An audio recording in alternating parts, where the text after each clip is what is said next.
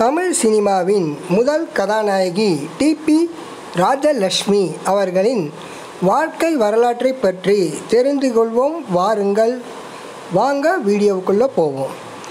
20ஆம் நூற்றாண்டின் தொடக்கத்தில் சினிமா பார்ப்பதே பாவம் என்ற நம்பிக்கை இருந்தது. சினிமாவை பார்ப்பதே பாவம் என்ற நிலை இருந்தபோது சினிமாவில் நடிப்பது பற்றி கேட்கவா வேண்டும்? சினிமாவில் நடிக்க வருவதற்கு ஆண்கள் தயங்கினார்கள். அதிலும் பெண்கள் அஞ்சி நடுங்கினார்கள். விலை மாதுக்கள் கூட சினிமாவில் நடிக்க பயந்தார்கள். அது தருகின்றேன், இது தருகின்றேன் என்று கெஞ்சி கூத்தாடிதான் ஆண்களையே நடிக்க வைத்தனர். கெஞ்சி கூத்தாடியும் பெண்கள் நடிக்க வராததால் ஆண்களையே பெண் வேடம் இட்டு நடிக்க வைத்தார்கள். பின்னாளில் சினிமா ஒரு கலை என்பதையும் அது ஒரு தொழில் என்பதையும் உணர்ந்து ஹாலிவுட்டில் பெண்கள் நடிக்க வந்தார்கள். இந்தியாவை பொறுத்தவரையிலும் ஆங்கிலோ இந்திய பெண்கள் முதலில் நடிக்க சம்மதித்தனர். இந்தியாவின் முதல் படமான ராஜா ஹரிச்சந்திரா படத்தில் ஆண்களே பெண் வேடமிட்டு நடித்தனர். தென் இந்தியாவில் தமிழ்நாட்டில் நடிக்க வந்த முதல் நடிகை டிபி ராஜலட்சுமி. இவர் தமிழ் சினிமாவின் முதல் நடிகை என்பதோடு அல்லாமல் முதல் பெண் தயாரிப்பாளர், முதல் பெண் பாடல் ஆசிரியர், நாவல் ஆசிரியர் என்ற பெருமைக்கும் உடையவர். ராஜலட்சுமியின் பூர்வீகம் ஒருங்கிணைந்த தஞ்சை மாவட்டத்தில் அமைந்த சாலியமங்கலம். அக்கிராமத்தின் கர்ணம் பஞ்சாபகேச சாஸ்திரிகள் இவரது குடும்பத்தினர் திருவையாறில் வாழ்ந்து வந்தனர். திருவையாறில் 1911ஆம் ஆண்டு நவம்பர் மாதம் 11ஆம் நாள் பிறந்தவர் டிபி ராஜலட்சுமி. திருவையாறு பஞ்சாபகேசன் என்பதன் சுருக்கமே டிபி என்று அவரது பெயருக்கு முன்னால் போடும் இன்சியல். 5 வயதிலேயே காதால் கேட்டதை அப்படியே பாடுவதும் கண்ணால் பார்ப்பதை அப்படியே ஆடி காட்டுவதுமாக இருந்தார் ராஜலட்சுமி. அவருக்கு அந்த கால வழக்கப்படி 7 வயதிலேயே திருமணம் நடந்தது. 8 வயதில் வரதட்சணை விவகாரத்தினால் வாழாவெட்டி ஆனார். வறுமையினாலும் மகளின் நிலைமையினாலும் மனம் கலங்கி படுத்த படுக்கையாக கிடந்து பஞ்சாபகேச ஐயர் மறைந்தார். இதையடுத்து பிழைப்பு தேடி தாயாருடன் ராஜலட்சுமி திருச்சிக்கு குடிபெயர்ந்தார். ராஜலட்சுமியின் அம்மா மீனாட்சி நன்கு பாடக்கூடியவர். அவரிடம் படித்து நன்கு பாடக் கற்றுக்கொண்டார் ராஜலட்சுமி. நாடகங்களை பார்த்து நடிப்பின் மீது மிகுந்த ஆவல் கொண்ட ராஜலட்சுமிக்கு தானும் நடித்து சம்பாதிக்க வேண்டும் என்று முடிவெடுத்தார். நாடகத்தில் நடிப்பது என்றாலே கூத்தாடி பிழைப்பு, கேவலம் என்று அவரது உறவினர்கள் கருதிய காலம் அது. இதனால் தன் மகளை நடிக்க அனுப்புவதற்கு தயங்கினார் மீனாட்சி அம்மாள். ஆனால் வறுமையின் கொடுமையை சமாளிக்க ராஜலட்சுமி நடிக்க செல்வதில் பிடிவாதமாக இருந்ததால் அவரால் மகளை தடுக்க முடியவில்லை. பிறகு ஒரு மனதாக சம்மதித்தார்.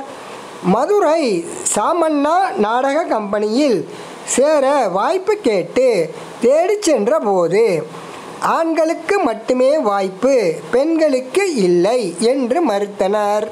ஆனால் அங்கு வந்திருந்த நாடக மேதை தவத்திரு சங்கரதாஸ் சுவாமிகள் ராஜலட்சுமியின் திறமையையும் ஆர்வத்தையும் கண்டு அவரை சேர்த்து கொள்ளும்படி சிபாரிசு செய்திருக்கிறார். மாத சம்பளமாக 50 ரூபாய் பேசப்பட்டு வாய்ப்பை வழங்கியது. சாமண்ணா நாடகக்குழு. தனது 11வது வயதில் ராஜலட்சுமி நாடக நடிகையானார். அவர் நடித்த முதல் நாடகம் பவளக்கொடி. இந்த நாடகத்தில் புலேந்திரன் வேடத்தில் நடித்தார் ராஜலட்சுமி. அதன் பிறகு படிப்படியான முன்னேற்றம். கே.எஸ். செல்லப்பாவின் நாடக கம்பெனியில் 75 ரூபாய் சம்பளத்தில் சேர்ந்து நடித்தார். பின்னர் கே.பி. மொய்தீன் சாஹிப் நாடக மன்றத்தில் 3 ஆண்டுகள் கதாநாயகியாக நடித்தார். அந்த நாடக குழு பர்மா, இலங்கை போன்ற நாடுகளில் நாடகங்களை நடத்தினார்கள். பின்னர் கண்ணையா நாடக கம்பெனியில் சேர்ந்து நடித்தார்கள். எஸ்.ஜி. கிட்டப்பாவுடன் ராமா பட்டாபிஷேகம், எம்.கே. தியாகராஜ பாகவதருடன் பவளக்கொடி, கோவலன் ஆகிய சில நாடகங்களில் நடித்தார். நாடகங்களில் வெறுமனே நடித்து ஆடி பாடுவது என்று இல்லாமல் தேசபக்தி பாடல்களை பாடி சுதந்திர தாகத்தை தூண்டி வந்தார் ராஜலட்சுமி. ராட்டினமாம் காந்தி கைபானமாம், இந்தியர்கள் நம்மவர்களுக்குள் ஏனோ வீண் சண்டை ஆகிய தேசபக்தி பாடல்களை பாடியது குற்றம் என்று ஆங்கிலேய அரசினரால் பல முறை கைது செய்யப்பட்டார் ராஜலட்சுமி. மேடைகளில் பாடி நடித்து புகழ்பெற்ற ராஜலட்சுமியின் திறமையை கண்ட சிவகங்கை ஏ. நாராயணன் தனது தயாரிப்பில் ஆர். பிரகாசம் இயக்கிய கோவலன் என்ற மௌன படத்தில் மாதவியாக நடிக்க வைத்து பேசப்பட வைத்தார். 1929ஆம் ஆண்டு கோவலன் மௌனப்படம் மூலம் அறிமுகமான ராஜலட்சுமி அடுத்து ராஜா சாண்டோ இயக்கிய உஷா சுந்தரி, ராஜேஸ்வரி ஆகிய 2 மௌன படங்களிலும் நடித்தார். அப்போது அவருக்கு அந்த படங்களில் உதவி இயக்குனராக பணிபுரிந்த கே. சுப்பிரமணியம் அவர்களின் நட்பு கிடைத்தது. ஏற்கனவே ராஜலட்சுமியின் குரலில் பாடல் ஒலித்தட்டுக்கள் வெளியாகி நல்ல வரவேற்பை பெற்றிருந்த நிலையில் தமிழின் முதல் ஒலி பாடல் படத்திலும் நடிக்க ராஜலட்சுமிக்கு அழைப்பு வந்தது. அதற்கு சிபாரிசு செய்தவர் கே. சுப்பிரமணியம். மும்பையைச் சேர்ந்த சாகர் மூவி டோன் தயாரிப்பில் 1931இல் குறத்தி பாட்டும் நடனமும் என்ற 4 ரீல்களை கொண்ட ஒலி படத்தில் நடித்தார் ராஜலட்சுமி. தமிழ் சினிமாவின் முதல் ஒலி அமைப்பு கொண்ட குறும்படம் அது. அதன் பிறகு பேசும் படத்திலும் நடிக்க அவருக்கு அழைப்பு வந்தது.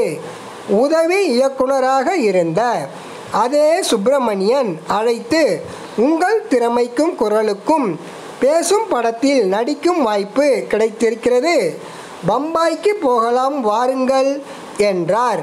தெரிந்த பாடலை பாடச் சொன்னார்கள், தெரிந்த நடனத்தை ஆடச் சொன்னார்கள், நடிக்க வைத்து பார்த்தார்கள்.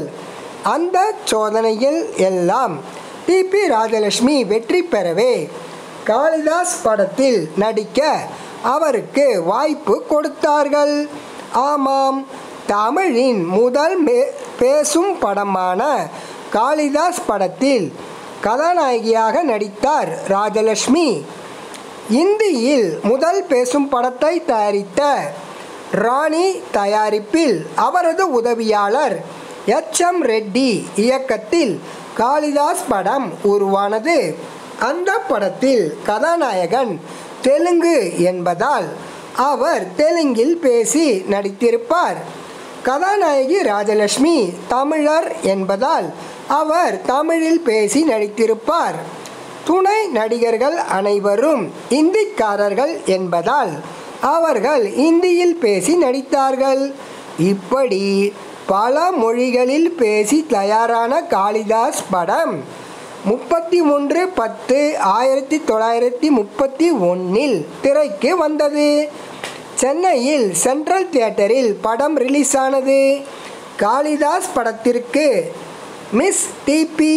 ராஜலட்சுமி நடிக்கும் காளிதாஸ் முழுதும் பேச்சு, பாடல், நடனம் நிறைந்த காட்சி. இம்பீரியல் மூவி டோன் கம்பெனியினரால் தயாரிக்கப்பட்டது. உயர்ந்த கீர்த்தனைகள், தெளிவான பாடல்கள், கொரத்தி நாட்டியங்கள், பாதி கெஜெட் காட்சிகளும் காண்பிக்கப்படும் என்று விளம்பரம் வெளியிடப்பட்டது. டிபி ராஜலட்சுமியின் பாடல்களால் காளிதாஸ் படம் பெரும் வெற்றியடைந்தது. காளிதாஸ் படத்தின் வெற்றி ராஜலட்சுமிக்கு இன்னும் அதிக புகழையும் மரியாதையையும் ஏற்படுத்தி கொடுத்தது. 1932இல் காளிதாஸ் திரைப்படத்தை தொடர்ந்து ராமாயணம் திரைப்படத்தில் நடித்தார். இதில் சீதை, சூர்பனகை என 2 மாறுபட்ட பாத்திரங்களில் நடித்து ரசிகர்களை கவர்ந்தார். இதன் மூலம் முதலில் இரட்டை வேடத்தில் நடித்த பெருமையும் ராஜலட்சுமியே சேரும். இந்த காலகட்டத்தில் இவருக்கு சினிமா ராணி என்ற பட்டமும் வழங்கி மகிழ்ந்தனர் ரசிகர்கள். 1933இல் வள்ளி திருமணம் என்ற பெயரில் 2 படங்கள் வெளியானது. அதில் டிபி ராஜலட்சுமி நடித்து வெளிவந்த வள்ளி திருமணம் பெரும் வெற்றி படமாக அமைந்தது. ஏன் தமிழின் முதல் வெற்றி படம் என்றே சொல்லலாம். வள்ளி திருமணம் படத்தில் நடித்தபோது நாரதர் வேடத்தில் நடித்த டிவி சுந்தரத்துடன் காதல் உண்டாகி அவரை மறுமணம் செய்து கொண்டார் ராஜலட்சுமி. விடுதலை போராட்டத்தின் மீதும் காங்கிரஸ் கட்சியின் மீதும் மிகுந்த மரியாதை வைத்திருந்தார் ராஜலட்சுமி. அவரை போலவே சுதந்திர போராட்டத்தில் ஈடுபட்டு வந்த காங்கிரஸ்காரர் நடிகர் டிவி சுந்தரம் திருமணத்திற்கு பிறகு படப்பிடிப்புக்காக இருவரும் கல்கத்தாவுக்கு சென்றார்கள். அங்கேயே வாழ்ந்தார்கள். அங்கு திரௌபதி, ஹரிச்சந்திரா, குலேபகாவலி போன்ற படங்களில் நடித்தார்கள். சுந்தரம் ராஜலட்சுமி தம்பதியினருக்கு 1936இல் பெண் குழந்தை பிறந்தது. அந்த குழந்தைக்கு கமலா என்று பெயர் வைத்தார்கள். கல்கத்தாவில் இருந்து சென்னை திரும்பிய ராஜலட்சுமி தனது பெயரில் ஸ்ரீ ராஜம் டாக்கீஸ் என்ற கம்பெனியை தொடங்கி தன் மகள் பெயரில் மிஸ் கமலா என்று ஒரு படத்திற்கு பெயரும் வைத்து அந்த படத்திற்கு தானே கதை வசனம் எழுதி கதாநாயகியாக நடித்து தயாரித்து இயக்கினார். 1936ஆம் ஆண்டு வெளிவந்த மிஸ் கமலா எதிர்பார்த்த வெற்றியை பெறவில்லை என்றாலும் இதன் மூலம் தமிழின் முதல் பெண் தயாரிப்பாளர், பெண் இயக்குனர் என்கின்ற பெருமையை பெற்றார். மிஸ் கமலா படத்தை தொடர்ந்து மதுரை வீரன் என்கின்ற படத்தை இயக்கி 1938ஆம் ஆண்டு வெளியிட்டார். இவர் இயக்கிய திரைப்படங்கள் இரண்டுக்கும் இவரது சகோதரர் டிபி ராஜகோபால் இசையமைத்து இருந்தார். திரைப்பட கம்பெனியை மற்றொரு சகோதரர் டிபி ராஜசேகரன் கவனித்து வந்தார். நாடகம், சினிமாவோடு நின்றுவிடாமல் இலக்கிய துறையில் கால் பதித்து நாவல்களை எழுதினார். கமலவல்லி அல்லது டாக்டர் சந்திரசேகரன், விமலா, சுந்தரி, வாசந்திகா, உரையின் வாள் என்று 5 நாவல்களை எழுதியுள்ளார். அவர் எழுதிய நாவல்களில் பெண் உரிமைகளை வலியுறுத்தி வந்தார். இந்தியா மட்டும் அல்லாது வெளிநாடுகளுக்கும் சென்று நாடகங்களை நடத்தி வந்தார் ராஜலட்சுமி. 1935இல் பர்மாவில் நாடகம் நடத்தினார். பர்மாவின் ரங்கூன் நகரில் இவரது நாடகம் 3 மாதத்திற்கு மேல் தொடர்ந்து வெற்றிகரமாக நடந்தது. 1936இல் இலங்கையில் நாடகம் நடத்தினார். இவரது நாடகத்தை கண்டுகளித்த இலங்கை ரசிகர்கள் இவருக்கு இலங்கை திலகம் என்று பட்டம் சூட்டி மகிழ்ந்தனர். காளிதாஸ், ராமாயணம், வள்ளி திருமணம், சத்யவான் சாவித்ரி, திரௌபதி, வஸ்திராபரணம், கோவலன், பக்த குசேலா, குலேபகாவலி, பூர்ணச்சந்திரா, சம்பூர்ணா, ஹரிச்சந்திரா, பாமா பரிணயம், மிஸ் கமலா, வீர அபிமன்யு, சீமந்தனி, கௌசல்யா பரிணயம், நந்தகுமார், அனாதை பெண், சுகுணா சரசா தமிழ் தியாகி மதுரை வீரன் குமார குலோத்துங்கன் பக்த குமணன் ராஜயோகி மாத்ரு தர்மம் உத்தமி பரஞ்சோதி ஜீவஜோதி இதயகீதம் அப்படி என்று 27 படங்களில் ராஜலட்சுமி நடித்துள்ளார். விதவை மறுமணத்திற்கு ஆதரவாக குரல் கொடுத்து புரட்சியை ஏற்படுத்திய ராஜலட்சுமி குழந்தை திருமணத்திற்கு எதிராகவும் சிசு கொலைகளுக்கு எதிராகவும் குரல் கொடுத்து உள்ளார். பெண் சிசு கொலைக்கு குரல் கொடுத்தது மட்டும் அல்லாமல் சிசு கொலை செய்யப்பட இருந்த ஒரு பெண் சிசுவை தானே தத்தெடுத்து அந்த குழந்தைக்கு மல்லிகா என பெயர் சூட்டி வளர்த்து அந்த பெண்ணிற்கு உரிய வயதில் திருமணமும் செய்து வைத்து புரட்சி செய்தவர்தான் ராஜலட்சுமி. சினிமாவில் பணம் புகழ் சேர்த்தாலும் ராஜலட்சுமி தன் சுயமரியாதையை விட்டு கொடுக்காதவர். இதனால் நந்தகுமார் படத்தில் நடித்தபோது சர்ச்சை உண்டானது. அப்படத்தில் கிருஷ்ணனின் தாய் யசோதா வேடத்தில் நடித்தார் ராஜலட்சுமி. புராண காலத்தின்படி யசோதை கச்சை கட்டிதான் நடிக்க வேண்டும். ஆனால் ராஜலட்சுமியோ கச்சையை அணிய மாட்டேன், ரவிக்கை தான் அணிவேன் என்று ராஜலட்சுமி பிடிவாதமாக கூறிவிட்டார். இந்த படத்தின் இந்தி பதிப்பில் நடிக்கும் நடிகை கச்சையை அணிந்துதான் நடிக்கிறார் என்று ஏவிஎம் மெய்யப்ப செட்டியார் எவ்வளவோ எடுத்து சொல்லி பார்த்தார். ரவிக்கை தான் என்று ராஜலட்சுமி பிடிவாதமாக இருந்தார். வற்புறுத்தினால் படத்தில் நடிக்காமல் விலகி விடுவேன் என்று கூறிவிட்டதால் ஏவிஎம் மெய்யப்ப செட்டியாரால் அதற்கு மேல் அவரிடம் பேசவில்லை. கடைசியில் நந்தகுமார் திரைப்படத்தின் தமிழ் பதிப்பில் ரவிக்கை அணிந்துதான் வந்தார் யசோதா. 1940களில் சினிமாவின் முகம் மாறியது. தமிழ் சினிமாவின் வடிவம் மாறியதோடு மட்டும் இல்லாமல் புதியவர்களின் வருகையும் அதிகரித்தது. சினிமாவுக்கு வர தயங்கியது எல்லாம் ஒரு காலம் என்றாகி சினிமாவுக்கு ஆர்வத்துடனும் தைரியத்துடனும் நடிக்க வந்து கொண்டு இருந்தனர். எதிலும் விட்டு கொடுத்து போகாத ராஜலட்சுமிக்கு பட வாய்ப்புகள் குறைய ஆரம்பித்தன. ஒரு கட்டத்தில் வயது மூப்பின் காரணமாக படங்களே இல்லாத நிலை ஏற்பட்டது. 19 ஆண்டு காலம் திரை உலகில் வலம் வந்த ராஜலட்சுமி கடைசி காலத்தில் ஜீவஜோதி இதய கீதம் படங்களில் அம்மா கேரக்டரில் நடித்தார். 1950இல் வெளிவந்த இதய கீதம் என்ற படம்தான் டிபி ராஜலட்சுமி நடித்த கடைசி படம். சுதந்திர போராட்டத்தை மையமாக வைத்து இந்திய தாய் என்ற பெயரில் ஒரு தேசபக்தி படத்தை இவர் இயக்கி தயாரித்தார். சென்சார் கெடுபிடிக்குள் சிக்கி மீள முடியாததால் பெரும் நஷ்டத்தை சந்தித்தார். ஆனாலும் இந்திய விடுதலை போராட்டத்திற்கு நான் அளித்த சிறு காணிக்கை இது என்று கூறிவிட்டார். அவர் அப்படி கூறினாலும் அதற்கு பின்னால் இருந்த அவரின் வலியை உணர முடிந்தது. அந்த படத்தினால் ஏற்பட்ட கடன் சுமையினால் மிகுந்த மன உளைச்சலுக்கு ஆளானார். இதனால் ராஜலட்சுமியின் உடல்நலம் பாதிக்கப்பட்டது. இரத்த அழுத்த நோய்க்கு ஆளாகி அதன் விளைவாக கைகால்கள் இயங்காமல் பக்கவாதம் வந்து படுத்த படுக்கையானார். கீழ்ப்பாக்கத்தில் இவருக்கு 10 சொந்த வீடுகள் இருந்தன. கடைசி காலத்தில் எல்லாம் விற்று தீர்ந்த பின்னர் ஒரே ஒரு வீடு மட்டும் மிச்சம் இருந்தது. அந்த வீட்டையும் தன் மகள் கமலாவிற்கு கொடுத்துவிட்டு வாடகை வீட்டில்தான் வசித்தார். சென்னை கீழ்ப்பாக்கம் ஆஸ்பிரான் கார்டன் பகுதியில் உள்ள வாடகை வீட்டில் அவரின் கடைசி காலங்கள் கழிந்தன.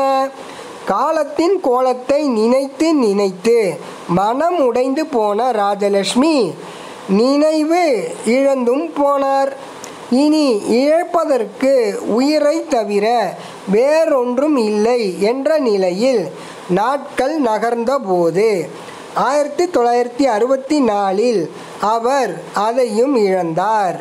சினிமாவில் சம்பாதித்ததை சினிமாவிலேயே இழந்தவர் டிபி ராஜலட்சுமி.